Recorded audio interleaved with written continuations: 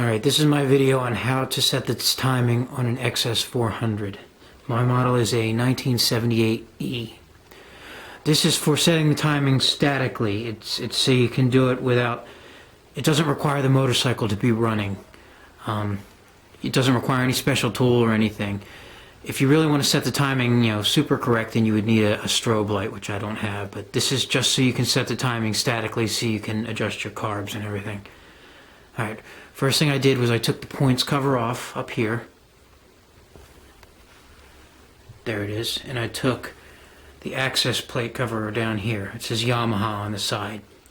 This is so I can actually turn the engine with a socket wrench right here. You'll notice there's a little window in here. There you go, you can see it now. It has some markings on it. Let me turn the engine and I'll show you.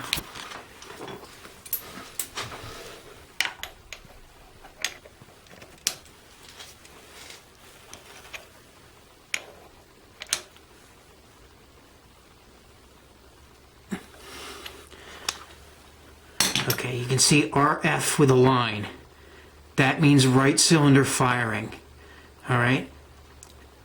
There's also another mark. If you keep spinning, you'll see LF with a line. That's left cylinder firing. So those are the two lights you're going to want. Alright? So first what we do... first I want to disconnect these. This is important. Disconnect the spark plug. So I don't know how necessary this is, but I think it's probably a good safety idea.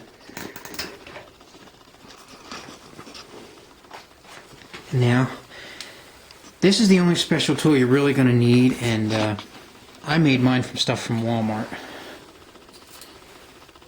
It's a little light bulb that I soldered. There you go, like that. It's a 12-volt light bulb. You just buy any of them at Walmart. And some alligator clips. They sell these at Walmart too. You may need to cut the other one off so you can solder, or you can just leave the alligator clips and clip them directly to the light. I don't know. So you take one end of the clips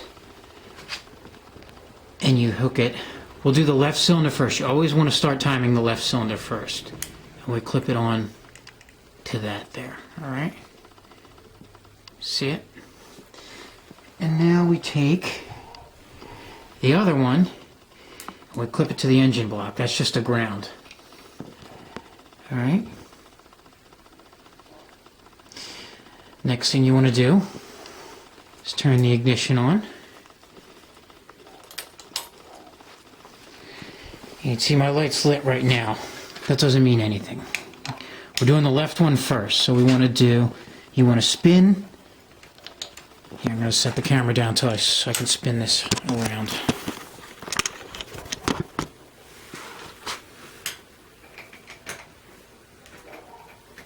The light went off. Alright. And now you see the left timing light.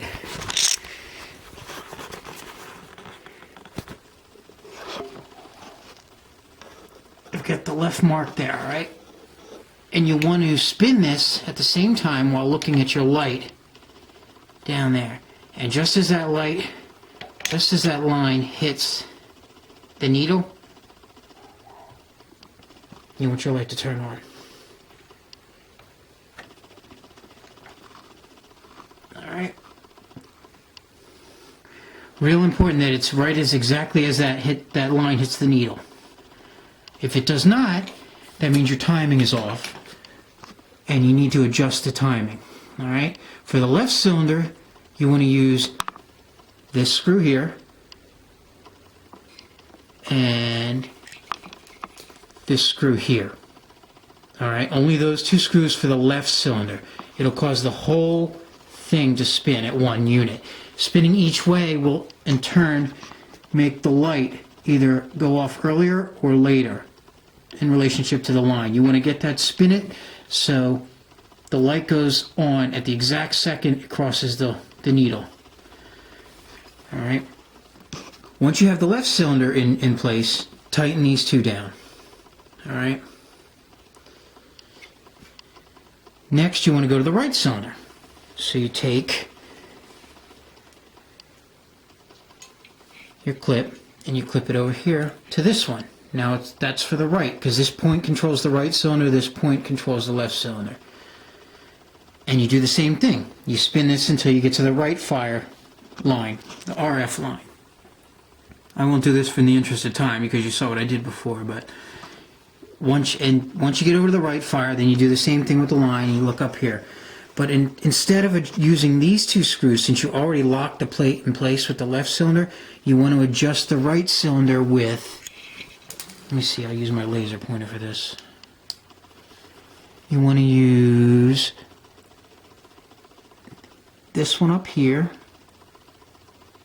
Oh, this doesn't work. I'm sorry. You want to use this one up here and this one down here. Only those two. Alright? Don't mess with this one. These are for doing the gap, and I'm not going to talk about adjusting the gap in this one. Don't touch these 4 screws because they actually attach the plates down. For adjusting the right cylinder, you want to use this one and this one here. Alright? Once everything's done, tighten it down tight. You don't want to tighten these screws down tight while you're doing the adjusting, just enough to hold it snugly. Don't do the final tightening until you're all done, because these screws strip really easy and you don't want to strip them out. Alright? And that should adjust it statically. I won't give it a full advanced timing because you need a strobe light to do that. I don't have that. I'm ashamed to admit I don't, but I don't do it that way. I just adjust it statically, and it seems to make my bike run okay. But any professional would really, you'd want to get a strobe light. I won't get into that here. Alright, so I hope this helps. And that's this lesson. Thank you.